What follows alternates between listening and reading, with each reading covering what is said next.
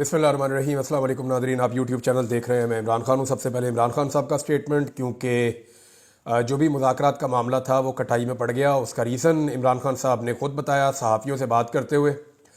और इमरान खान साहब ने कहा कि अली अमीन गंडापुर और बैरिस्टर गौहर के ज़रिए मुझे ऑफ़र आई कि एहतजाज मुलतवी कर दें तो सब कुछ ठीक हो जाएगा।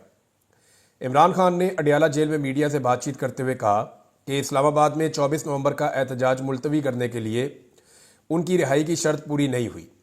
मैंने खुद समेत अंडर ट्रायल लोगों की रिहाई का मुतालबा किया था। जितने लोग भी अंडर ट्रायल हैं उन सबको रिहा कर दिया जाए ताकि मुज़ाकरात की संजीदगी का मालूम हो सके। इमरान खान ने कहा कि ये ऐसी डिमांड थी जो फौरी तौर पर पूरी हो सकती थी, जो उन्होंने नहीं की। मुज़ाकरात तो चलते रहते हैं, मगर ये पता चल गया कि ये सीरियस नहीं थे। ये सिर्फ एहतजाज मुलतवी करवाना चाहते थे। हमारे चार्टर ऑफ डिमांड में सब गिरफ्तार लोगों की रिहाई शामिल है। इमरान खान का कहना था कि हाई कोर्ट ने कल मेरी जमानत मंजूर की, जिसके बाद हुकूमत के पास सुनहरी मौका था कि मुझे रिहा कर देते। हाई कोर्ट जमानत मंजूर करती है और यहाँ पहले से तय हो जाता है कि रिहाई नहीं देनी। वाज़ेह हो गया कि हुकूमत मुझे मसरूफ़ करके मामले को तूल देना चाह रही थी। यानी वो जो हम पहले बात कर रहे थे कि इमरान खान साहब को धोखा दिया जा सकता है मुज़ाकरात के नाम पे कि टाइम गेन किया जाए, और यही काम गुज़िश्ता 2.5 साल से हम देख रहे हैं पाकिस्तान में किया जा रहा है। लगभग 2.25 साल होने वाले हैं। एक ही काम पाकिस्तान में किया गया है कि मामले को तूल दिया जाए, टाइम गेन किया जाए। ऐसा लगता है निज़ाम ये सोच रहा है कि थोड़े दिन बाद हालात ठीक हो जाएंगे, थोड़े दिन बाद हालात ठीक हो जाएंगे। बस ठीक होने ही वाले हैं, अभी बस चीज़ें ठीक हो जाएगी। तो वो थोड़े थोड़े दिन करके 2.25 साल होने वाले, हालात तो ठीक नहीं हुए। बहरहाल इमरान खान ने कहा कि ये भी वाज़ेह हो गया कि असल ताकत जिसके पास है उसी ने ये सब कुछ किया, और सब कुछ ये बताने के लिए किया कि वो जो चाहे करें, वो कानून से बालातर है। इमरान खान ने कहा कि 26वीं आईनी तरमीम मुकम्मल नाफिज हो गई तो कहीं से भी रिलीफ नहीं मिलेगा। हमारे पास जिंदा कौम की तरह एहतजाज के अलावा कोई और रास्ता नहीं है। 24 नवंबर को बैरून मुल्क पाकिस्तानियों का रिकॉर्ड एहतजाज होगा, क्योंकि वो आज़ाद मुल्कों में रहते हैं। हमें हुकूमत की नीयत का पता चल चुका है। एहतजाज भी होगा, मुज़ाकरात भी चलते रहेंगे। मुज़ाकरात होंगे तो बात आगे चलेगी। मुज़ाकरात जिनसे हो रहे हैं नाम नहीं बता सकता, लेकिन जो मुज़ाकरात हो रहे हैं इनमें संजीदगी नहीं है। इमरान खान ने मजीद कहा कि मैं जेल में हूं और मुझ पर केसेस बनाए जा रहे हैं।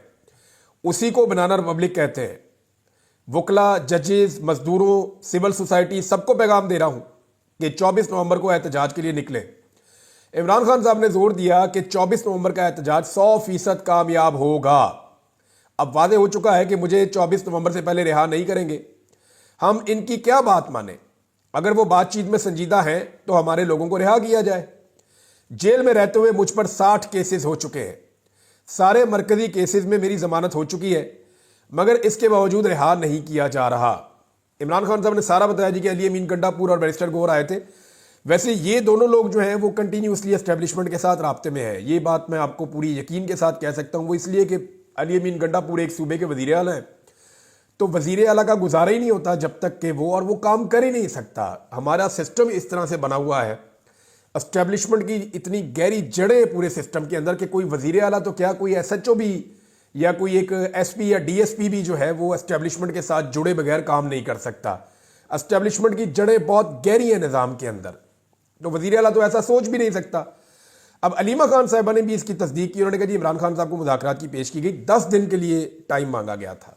जो मुज़ाकरात करने वाले दूसरे लोग हैं जिन्होंने अली अमीन गंडापुर से रब्ता करके मुज़ाकरात किए या बैरिस्टर गौहर को इन्फॉर्मेशन है, उन्होंने कहा जी कि 10 दिन दे दिए जाए, 10 दिन के लिए एहतजाज आप मौखर कर लें और मुज़ाकरात जो है वो फिर आगे बढ़ते जाएंगे।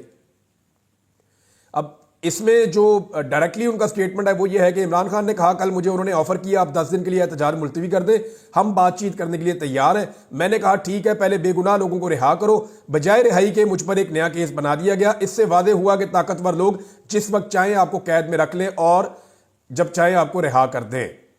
लिहाजा उन्होंने बड़ा क्लियरली ये कह दिया इमरान खान साहब ने कि ये इसके पीछे एस्टेब्लिशमेंट है मेरी गिरफ्तारी के पीछे, और ये सारे मिले हुए हैं और ये सिर्फ टाइम गेन करना चाह रहे थे, जो इमरान खान साहब ने फिलहाल देने से इनकार कर दिया है। और उन्होंने कहा जी कि हम एहतजाज करेंगे, एहतजाज नहीं रुकेगा। मोहसिन नकवी को बुला लिया जी, इस्लामाबाद हाई कोर्ट ने इसका नोटिस ले लिया। इस्लामाबाद हाई कोर्ट के अंदर वो एक केस चला गया था, वहां पे चीफ जस्टिस के पास ये केस लगना ही वहां था। इस्लामाबाद में जब भी कोई हुकूमत से मुताल्लिक या इस्टेब्लिशमेंट से मुताल्लिक कोई भी चीज़ आती है, वो 90% जो है वो जाकर सीधा chief justice Islamabad high court के पास ही लगती है। वो इख्तियार भी उनके पास ही है। तो वो केस उनके पास जाके लग गया और उन्होंने वहाँ पे तलब कर लिया वज़ीर दाखिला को, और वज़ीर दाखिला का शुक्रिया भी अदा किया कि आप आए। तो वज़ीर दाखिला ने वहाँ पे बातचीत की। बहरहाल अब ये केस चल रहा है कि इस एहतजाज को कैसे टैकल करना है। अब अदालत के ज़रिए से कोई हुक्म लेने की कोशिश की जाएगी। बहरहाल मोहसिन नकवी ने बाहर निकल के बातचीत की है और मोहसिन नकवी ने कहा कि जी पीटीआई के साथ कोई मुज़ाकरात नहीं हो रहे क्योंकि धमकियों के साथ बातचीत नहीं हो सकती है। चीफ जस्टिस का जो भी ऑर्डर होगा उसके ऊपर हम अमल दरामद करेंगे। मुझे लगता है चीफ जस्टिस से सख्त ऑर्डर लेगी ये हुकूमत और उस ऑर्डर को बुनियाद बनाकर लोगों के ऊपर फस्तायत, जुल्म और जबर किया जाएगा। अब चीफ जस्टिस का जो सख्त ऑर्डर है वो किस नौयत का होगा ये हम देख लेंगे आने वाले वक्त में। अच्छा, उन्होंने कहा जी कि सवाल ये पैदा होता है कि सिर्फ खास दिनों में पीटीआई क्यों एहतजाज कर रही है। अब ऐसे वक्त में एहतजाज की कॉल दी है जब बेलारूस के सदर पाकिस्तान, ओ यार कुछ ना कुछ तो पाकिस्तान जो हो ही रहा होता है ना। थोड़े दिन पहले एहतजाज कर रहे थे तो आपने कहा था जी वो जो है वो मलेशिया के वज़ीर आज़म आ गए, हालांकि वो उस दिन जा रहे थे जिस दिन उन्होंने एहतजाज की कॉल दी थी। उससे थोड़े दिन पहले जो है वो आसिफ अली जरदारी नाना बन गए थे। उसके बाद जो है वो नवाज शरीफ साहब का बेटा दिवा, कुछ ना कुछ तो इस मुल्क में हो रहा होता है। कभी मरियम नवाज की सर्जरी निकल आती है, कभी कुछ हो जाता है, कभी कुछ ना कुछ। एक मुल्क है भाई इतना बड़ा, तो बेलारूस का सदर आ रहा है। हद हो गई वैसे आप लोगों की। मैं हैरान होता हूं कि बेलारूस का सदर आएगा, आगे पाकिस्तान का सारा कर्जा उतार के वापस चला जाएगा, ये होगा। यानी मेरी समझ से बाहर है। कोई ना कोई तो पाकिस्तान में आता ही रहता है हर वक्त। इतना बड़ा मुल्क है भाई, 25 करोड़ इसकी आबादी है, एटमी पावर है दुनिया की 7वीं। तो यहां पे तो लोग आएंगे और जाएंगे। हमने अपने अंदरूनी मामलात को उठा के हम कहां पे जाके जोड़ देते हैं। मोहसिन नकवी ने एक और इल्ज़ाम लगा दिया कि जी खैबर पख्तूनख्वा से जो लोग आते हैं ना उनमें अफगान शहरी बहुत बड़ी तादाद में होते हैं, ये एक सवालिया निशान है। फिर उन्होंने कहा जी कि एक और चीज़ उन्होंने उठाई, ये जो दहशतगर्दी का वाक़या हुआ इस पर मोहसिन नकवी ने कहा जी उधर हम ख्याल करें या इधर ख्याल करें। आज 38 लोग शहीद हो गए हैं करम एजेंसी में। अब हम वहां ध्यान रखें या यहां ध्यान रखें। अब ये बहुत बड़ा दहशतगर्दी का एक वाक़या हुआ है और 38 लोग वहां पे बताए गए हैं। अब तक की इतला के मुताबिक जो शहीद हो गए हैं, गाड़ियों के ऊपर अंधाधुंध फायरिंग की गई है। ये पारा चनार से जाती हुई गाड़ियां। इसके ऊपर 2 स्टेटमेंट्स हैं अल्लामा राजा नासिर अब्बास साहब, क्योंकि वो इसके साथ जुड़े हुए हैं तो मैं उनके स्टेटमेंट आपको पढ़ के सुना देता हूँ। खैबर पख्तूनख्वा के जिला करम ओचित में दहशतगर्दों ने कानवाए पर फायरिंग की। उसके नतीजे में कमोबेश 38 अफराद की शहादत और कुछ जख्मी भी हुए हैं लोग। ये इंतहाई अफसरदा हूँ मैं। दहशतगर्दी की इस घिनौनी वारदात की जितनी मजम्मत की जाए कम है। हमने बहुत दफ़ा सूबाई और वफाकी हुकूमत को इस बारे में बताया, एहतजाज भी किए, लेकिन किसी के कान पर चूं तक नहीं रेंगी और इस जुल्म को रोकने में सब नाकाम साबित हुए। वज़ीर आला खैबर पख्तूनख्वा भी सूबे में अमन व अमान के क़याम में नाकाम हो चुके हैं। हकीकत तो यह है कि वो ज़िला करम पारा चनार का डिप्टी कमिश्नर और DPO तक हटाने का इख्तियार नहीं रखते। ये बात ठीक है, अली अमीन गंडापुर एक DPO को या एक RPO को या एक DC को नहीं हटा सकते। अली अमीन गंडापुर वज़ीर आला ज़रूर है, लेकिन इख्तियारात अली अमीन गंडापुर के पास नहीं है, इख्तियारात कहीं और है। मरियम नवाज़ के पास भी इख्तियारात नहीं है, लेकिन मरियम नवाज़ की तो समझ आती है ना कि मरियम नवाज़ फॉर्म 47 पे आई हुई है। मरियम नवाज़ की जाली हुकूमत है। अगर मरियम नवाज़ की हुकूमत में DPO और DC कोई और लगाए, या जिनके पास असली फॉर्म 45 हैं, जिन्होंने उनके बदले में इनको जाली फॉर्म 47 दिए हुए हैं, अगर वो मरियम नवाज़ की हुकूमत के अंदर मुदाखलत करें तो बात समझ आती है कि भाई आप जीते हुए नहीं, आप हारे हुए चुप करके बैठ जाएं। अब अली अमीन गंडापुर कंप्रोमाइज हो जाए या वो अपने सूबे के अंदर अपना ऑफिसर खुद ना लगा सके, तैनात ना कर सके, ट्रांसफर पोस्टिंग ना कर सके, तो इसका मतलब ये है कि ये क्यों कंप्रोमाइज हो रहे हैं। इनको तो अवाम ने हुकूमत बना के दी है, ये तो अवामी हुकूमत है। अली अमीन गंडापुर ना बड़े लंबे अरसे से पर्दा रख रहे हैं। वो ये भी नहीं बताते कि उन्हें अगवा किसने किया, वो ये भी नहीं बताते कि उन्हें दूसरी मरतबा अगवा किसने किया, वो ये भी नहीं बताते कि उनके साथ बातचीत क्या हो रही है, वो ये भी नहीं बताते कि उनके जो वजारत आला है उसमें मुदाखलत का लेवल क्या है।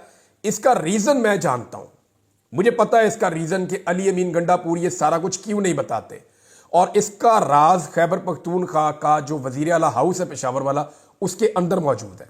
लेकिन अभी वक्त नहीं है, अभी मामला और तरफ चल रहे हैं, तो मैं आपको बता देता हूँ। बहरहाल उन्होंने कहा जी कि इसके ऊपर अब एहतजाज करेंगे। अल्लामा राजा नासिर अब्बास साहब ने बड़ी ज़ोरदार तरीके से आवाज़ उठाई। उन्होंने कहा ये हुकूमत नाकाम हो गई लोगों को अमन व अमान मुहैया करने में।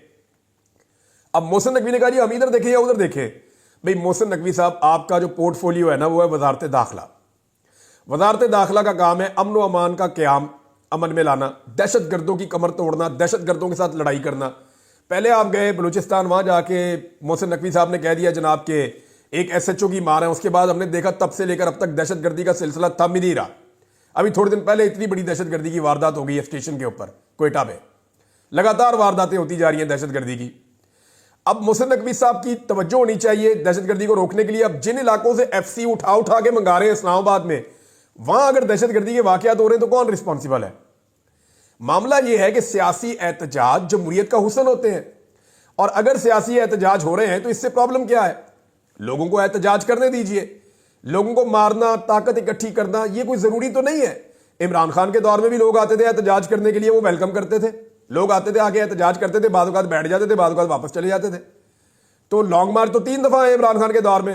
उन्होंने तो एक दफा भी कंटेनर नहीं लगाए, उन्होंने एक दफा भी लोगों को नहीं मारा, बल्कि उन्होंने कहा जी आने दो इनको। लोग आए, लोग आकर बैठे, बैठ के तंग आके वापस चले गए।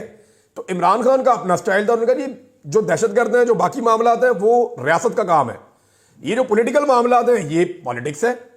तो मेरे ख्याल में मोहसिन नकवी साहब का ये सवाल बड़ा बचगाना है, और मुझे समझ नहीं आ रही कि वो कहां से सोच रहे हैं, या उनको कौन फीड कर रहा है, या उनके बेसिक कॉन्सेप्ट ही खराब है कि रियासत का काम या वजारत दाखिला का काम यह है कि शहरियों की जानो माल का तहफ़्फ़ुज़ करना।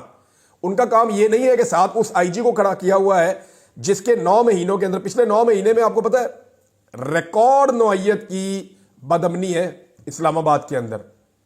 पिछले 9 महीने के अंदर 8000 से ज्यादा क्राइम के वाकयात हो चुके हैं। तबाही फिर गई है पाकिस्तान के अंदर लॉ एंड ऑर्डर के हवाले से। लॉ एंड ऑर्डर की सिचुएशन में जो इंटरनेशनल खबरें आ रही हैं, आलमी सतह के ऊपर जो सर्वेज हैं, जो डाटा बताता है वो ये बताता है कि पाकिस्तान दुनिया के टॉप 3 ममालिक में है जहां पे बदअमनी है और लॉ एंड ऑर्डर की सिचुएशन खराब है। ये पाकिस्तान को वहां पहुंचा दिया। अब इसकी रिस्पॉन्सिबिलिटी लेने के बजाय मोहसिन नकवी साहब ये कह रहे हैं कि सियासी लोग एहतजाज करने क्यों आ रहे हैं। मेरी समझ से बाहर है कि ये मामला इस तरफ क्यों ले जाते हैं। असल में इमरान खान साहब को जिन लोगों ने पकड़ा है ना, उनके लिए सबसे बड़ा प्रॉब्लम क्या है, इसको समझें आप। क्यों ये इमरान खान साहब को धोखा देकर डिले करना चाहते हैं? अगर किसी को यह लगता है कि ये इमरान खान को छोड़ देंगे तो ये उसकी खामख्याली। इमरान खान कानून के जरिए छूट जाए वो एक अलग बात है, लेकिन निजाम कभी भी इमरान खान को छोड़ने का रिस्क नहीं लेगा। एस्टेब्लिशमेंट कभी ये रिस्क नहीं लेगी, हुकूमत कभी ये रिस्क नहीं लेगी। उसकी वजह समझिए आप। इमरान खान की मकबूलियत का तोती बोल रहा है, ना सिर्फ मुल्क में बल्कि पूरी दुनिया में। ऐसे वक्त में एक लीडर जब जेल से निकलता है तो उसका इस्तकबाल होता है। इमरान खान का इस्तकबाल इस नौइयत का होगा कि दुनिया खुमैनी का इस्तकबाल भूल जाएगी। दुनिया भूल जाएगी कि बेनजीर भुट्टो वापस आई थी तो लोग कैसे निकले थे इस्तकबाल करने के लिए। इमरान खान के इस्तकबाल के बाद पाकिस्तान का सारा पॉलिटिकल सिनेरियो ही चेंज हो जाएगा। अगर इमरान खान को छोड़ दिया जाता है आज, 10 दिन बाद, 20 दिन बाद, 30 दिन बाद, तो पूरा पाकिस्तान उसकी एक झलक देखने के लिए निकलेगा, और इतना बड़ा हुजूम बन जाएगा, इतना बड़ा क्राउड बन जाएगा कि पाकिस्तान की पूरी पॉलिटिक्स और पाकिस्तान का पूरा निजाम इमरान खान के सामने बोना लगना शुरू हो जाएगा। और ये एक इतना बड़ा रिस्क है जो इस वक्त पाकिस्तान की एस्टेब्लिशमेंट और पाकिस्तान की हुकूमत नहीं ले सकती। आज़ाद कश्मीर में नाज़रीन हालात ख़राब हो रहे हैं बदकिस्मती से। वहाँ ये हो रहा है कि इंतज़ामिया ने जो है, लॉ इन्फोर्समेंट एजेंसीज ने, इदारों ने लोगों के ऊपर जबर और फस्तायत के साथ दोबारा क्रैकडाउन किया कि पाकिस्तान तहरीक इंसाफ के लिए एहतजाज के लिए ना निकले। लोगों ने रिएक्ट कर दिया आगे से। कई जगहों में पुलिस को फेंटी पड़ी है, कई जगहों में वीडियो आ रही है कि पुलिस को और इंतजामिया को महसूर बनाया हुआ है, और कुछ जगह से जो है वो तशद्दुद के वाकयात रिपोर्ट हो रहे हैं। ये बड़ा अनफॉर्चुनेट है। आज़ाद कश्मीर में पहले ही एक मामला ट्रिगर कर गया था। भाई आज़ाद कश्मीर के लोग हैं, वो एहतजाज करने आएंगे तो जब बाहर आएंगे कहीं पे आप निपट लीजिएगा, आप रोक लीजिएगा, आप रोक सकते हैं। तो भाई आप आज़ाद कश्मीर जैसे हसास इलाके में, यानी ये पाकिस्तान के लिए हसास इसलिए है कि हमारा एक आलमी मुकदमा है, तो वहां पे तो ना आप इस लड़ाई को शुरू करें। उस जगह पे तो अमन रखें कम से कम, ताकि दुनिया को हमारा ये वाला चेहरा नजर तो ना आए आज़ाद कश्मीर में। भारत मर्जी है, जितनी इनकी अकल है इनसे कुछ भी करने की आप तवक्को कर सकते हैं। अब इमरान खान साहब की मुखालफत में वहां तक पहुंच गए हैं कि बदतरीन लॉ एंड ऑर्डर पे कोई बात पूछ करने वाला, पूछगछ करने वाला नहीं है। वजह यह है कि अगर पूछगछ की तो निजाम अपनी एक गलती छुपाने के लिए 100 और गलतियां कर रहा है। यानी अगर पूछगछ करेंगे तो यह साबित हो जाएगा कि इमरान खान का दौर बेहतर था, वो बेहतर परफॉर्म कर रहा था। यानी बदतरीन सरमायाकारी पे कोई नहीं पूछता, बदतरीन महंगाई पे कोई नहीं पूछता, बदतरीन गवर्नेंस और नालायकियों पे कोई नहीं पूछता, मईशत मुकम्मल तबाह कर दी गई, कोई नहीं पूछता, दहशतगर्दी के बढ़ते वाकयात पे कोई जवाब देने के लिए, सवाल पूछने के लिए तैयार नहीं है, खारजी ताल्लुकात में अबतरी पे भी कोई बात नहीं करता। अभी एक बात रिपोर्ट हुई है फैसल वाडा की तवस्सुत से, मैं पढ़ रहा था कि मरियम नवाज ने कोई चीनी सफीर के साथ कोई इस तरह का जुमला बोला है कि लोग तो मरते रहते हैं, और उसकी वजह से बड़ा उन्होंने माइंड किया है चीन ने मरियम नवाज के स्टेटमेंट को। अब ये पता नहीं इसके अंदर कितनी सच्चाई है, लेकिन फैसल वाडा कह रहे हैं तो वो एस्टेब्लिशमेंट से उनको हर बात पहुंचती है, तो मे बी वहां पे वो शिकायत हुई हो और वो बात फैसल वाडा तक पहुंची हो।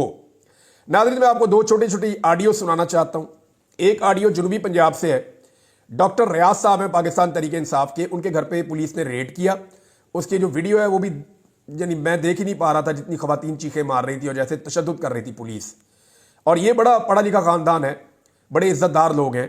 ज़रा उनकी बेटी की आप आवाज़ सुने। उसने एक ऑडियो मैसेज किया, उसकी उंगलियां भी तोड़ दी हैं, और ये पुलिस वालों ने टॉर्चर किया है। ज़रा सुने उनके साथ और उनके वालिद के साथ क्या हुआ। मैं डॉक्टर रियाज लाल साहब की बेटी बात कर रही हूँ। हमारे घर की दीवारें फैला के हमारे घर में आए। हम लोग यहाँ पर एक महफूज मकाम पे थे जलालपुर में। पुलिस हमारे घर के आई, पुलिस का डाला था। SHO ने मेरी वालदा के साथ बहुत बदतमीजी की, घर की औरतों पे हाथ उठाया और डॉक्टर साहब को जबरदस्ती इस तरह से ट्रीटमेंट दिया जैसे हम कोई कातिल है। तो नाज़रीन, ये आपने सुना, तो अब आप देखें ना कि नवाज शरीफ की बेटी जाए सर्जरी करवाने के लिए तो मुबैना तौर पे एयरफोर्स के तैयारे में जाए। हमारे फौजी जवानों की लाशें जब वो शहीद हो जाएं तो वो उठा के लाई जाए खच्चरों पे और दूसरे जानवरों पे। ये आलिया हमजा साहिबा ने बताया। अभी मैंने ये, बल्कि उनके कहने के बाद मैंने वीडियो भी देखी, और उन्होंने ये एतराज़ किया आलिया हमजा साहिबा ने कि जनाब हमारे शहीद जवानों की लाशें तो खच्चरों पर लाई जा रही हैं बांध के, और इनके निहारी जो है वो जाती है हेलीकॉप्टरों के ऊपर, इनके बच्चे ट्रैवल करते हैं हेलीकॉप्टरों पे, और इनकी बेटी अपनी सर्जरी करवाने के लिए एयरफोर्स के तैयारे में जाती है। तो ये बदकिस्मती नहीं है तो और क्या है। अब जरा एक और बच्चा है, इसका स्टेटमेंट आप सुनिए। ये नारोवाल से पाकिस्तान तरीके इंसाफ के यासिर मली साहब हैं। उनके घर पे पुलिस ने अटैक किया और वो पुलिस से बचकर भागे कि गिरफ्तारी अवॉइड करनी है। उनके साथ क्या हुआ, जरा उनके बेटे की जुबानी आप सुन लीजिए। हमारे दरवाजे को मेरे बाबा भागे हैं, पीछे मुलाजिम भागे हैं, मेरे बाबा का कहीं पाँव हार गया, इन्होंने ऊपर से इतनी बैठी मेरे बाबा को ईंट मारी है। तो नाज़रीन, देखा आपने कि ये बच्चा क्या बता रहा है। ये पाकिस्तान के इस वक्त जबर और फस्तायत का ये आलम है, और ये कोई एक दो जगह की कहानी नहीं है। ये कहीं पे रिकॉर्ड होती है, कहीं पे नहीं होती। ये गली गली मोहल्ले मोहल्ले यही दास्तान चल रही है। छोटे छोटे बच्चों को गिरफ्तार करते हैं, छोड़ते हैं, वो फिर उसी काम पे लग जाते हैं, फिर गिरफ्तार कर लेते हैं। इस कौम ने भी जिद पकड़ ली है। अब इंटरनेट बंद करने की तैयारी हो रही है। इंटरनेट बंद करने के ऊपर पाकिस्तान तरीके इंसाफ ने एक स्ट्रेटजी बनाई है, और वो स्ट्रेटजी जो है वो भी आज शाम तक सारी चीज़ें तकरीबन फाइनल हो जाएंगी। मैं नेक्स्ट वीलॉग में आपको बताऊंगा कि इंटरनेट बंद होने की सूरत में क्या स्ट्रेटजी है और किस तरह जो है वो पाकिस्तान तरीके इंसाफ ने क्या हिकमत अमली बनाई है, कैसे वो फुटेज और वीडियोस जो है और वो तस्वीर सामने आएंगी। अब तक के लिए इतने, अपना ख्याल रखिएगा, अपने इस चैनल का भी। अल्लाह हाफ़िज़।